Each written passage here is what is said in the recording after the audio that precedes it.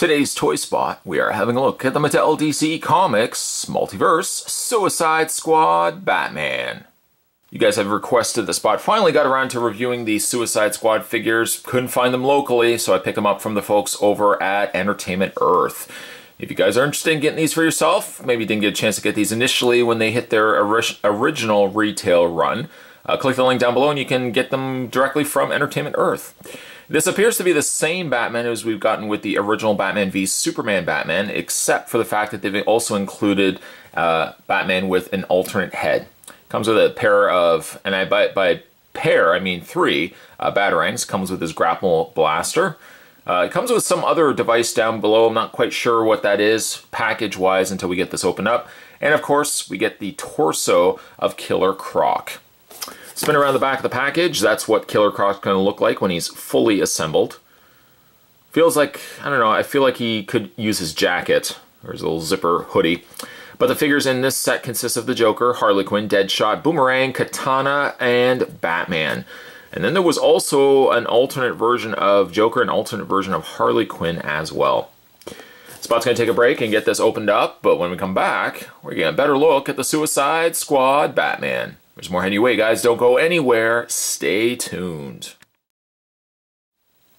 Running through the Cape Crusaders accessories, the first one we'll have a look at is the torso piece for Killer Croc. Not really much to be said for it. Again, it's just the torso piece. You can see right away that it does have an ab crunch to it. Articulation in the head. A very small peg, I might also add, when the head eventually is going to be plugged into the top there. But it needs some shoulders and arms, it needs a lower waist, it needs some legs, it needs a head. It needs a lot of stuff. So what we'll do is we'll just kind of put that to the side for now, but rest assured, Spot will finish that over the course of the next several videos. Let's move Batman over here. He comes with what I wasn't sure initially what it could be. I believe now could be a pair of cuffs, specifically maybe bat cuffs or just regular shackle cuffs for, my guess, Killer Croc when you eventually get him built. It's not to say that you couldn't use it for any of the other Suicide Squad members, but I'm going to go with it for Killer Croc for the time being. It is a rubbery plastic. I don't know if I would be bending it all that much back and forth because it being still rubber, it will run the risk of potentially starting to have a wear mark right there, a stress mark. We don't want that. So we'll put that to the side. Batman also comes with a grenade, right there. A black plastic grenade, absent of any sort of color whatsoever. It's just a black grenade. It's a little bit more denser than the shackles that we've already had a look at. Batman also comes with a very small grapnel gun. Look how small that is. I feel like it should be probably like this big, and instead it's skimped down. It's quite tiny. In fact, initially, getting out of packaging, I thought this end went to the end of it, realizing later that it was just the grenade.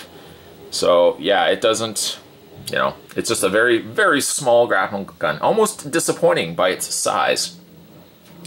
Speaking of disappointing, Batman also comes with a series of Batarangs, all of which are warped.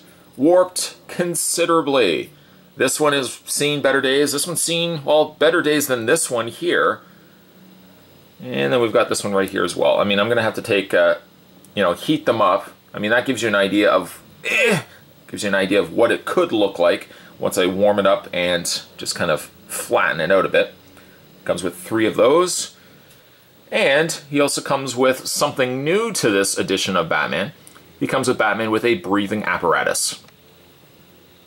The apparatus, or the front breathing mask, is slightly off-colored from the rest of Batman's cowl, so it does stand out. You can still see his eyes in there as well. And there's the ball socket on the underside. Now, let me spin you a yarn quickly. Batman's default head is a head that you've seen before, but it might look a little poofy, perhaps. That is because this whole mask here, this whole head, is rubber. Very soft rubber. That looking at it, something didn't look right. Then when I took the head off, well, I'll get into that in a second. But the head doesn't look too bad. I mean, it's got like a little bit of a wear there. I don't know if it's just simply paint that's worn off because the actual head itself is rubber. something has smudged itself off or something has added itself as a smudge on top of Batman's head. The face looks a little undefined by nature, perhaps, that the material used was rubber and not plastic. The head does come across by default to be a little undefined. To take the head off, oh boy, to take the head off, it's very easy actually, because you can see it's just a complete rubber head. Pop it right off. Now, let me also show you something, and this is what I was kind of chuckling aloud for. The size of the ball joint. Look at the size of this ball joint. Look at the size of the hole for Batman's head. It equals not an easy task putting the head back on. I'll get to that in a second. This head, on the other hand, is a little bit more of a denser plastic. It also has a larger hole attaching the head. It's not to say it's still not difficult to get the head on, but I find of the two, providing the fact you don't poke yourself with the edges of the front of the mask, it does involve a little bit of wiggling, a little bit of pressure, a little bit of wiggling, a little bit of pressure. Eventually, though, you do get it on, and it kind of looks like Batman. I know it's not quite 100% on, but it kind of looks like Batman if Batman was from Mortal Kombat. Like Batman, Sub-Zero, or Scorpion. The face is good, at least in the sense that it's giving you something different, that had you already picked up this particular Batman with a more plastic version of this head, this at least justifies picking this figure up, if not, of course, being also for the fact that you're going to be building yourself Killer Croc. So likelihood I will be using this head on top of the body here, this Batman body, and then I can keep the Batman v Superman Batman next to that, which I guess gives us a total of 3 Batmans. I'm just going to imply this, get this head on completely. There we go. That gives us then a total of 3 Batmans. The original Batman v Superman Batman from Multiverse, the unmasked Batman that had the Bruce Wayne head, and now this Batman right here. Then, therefore, you have 3 different Batmans you can have on display, though, again, using all the same body, but at least you can mix and match the heads. The body has been there, done that. There's not really much to be said for the body. I'm still not crazy that the outfit is this kind of... It has a slight sheen to it. It's almost like a pearl-colored gray. The gray should have been a lot darker. Something that was remedied as well when we had a look at the unmasked Batman, which had his outfit then just a little bit darker. I wish they had gone the route of that darker outfit for this Batman instead of defaulting back to the body that would have came with this Batman. As the rest of the body goes, it's primarily this, again, pearl silver color. Got the black, the more flat black in his boots, the gloves. The head and the cape are more of a rubber, so they don't share the same qualities as the boots and the gloves, and aforementioned also the utility belt there. A little bit of gold there also on the knuckles of Batman, areas around the utility belt, and areas around the feet. Aside, though, from the head, you'll probably do feel like this is a been there, done that experience. In the way of his articulation, Batman's head is on a ball joint. Shoulders hinge out all the way around. He has a swivel point in the bicep area. He has a bend in the elbow, a rotation and hinge in the hand. An upper torso crunch, though this Batman is more stiffer, I've noticed.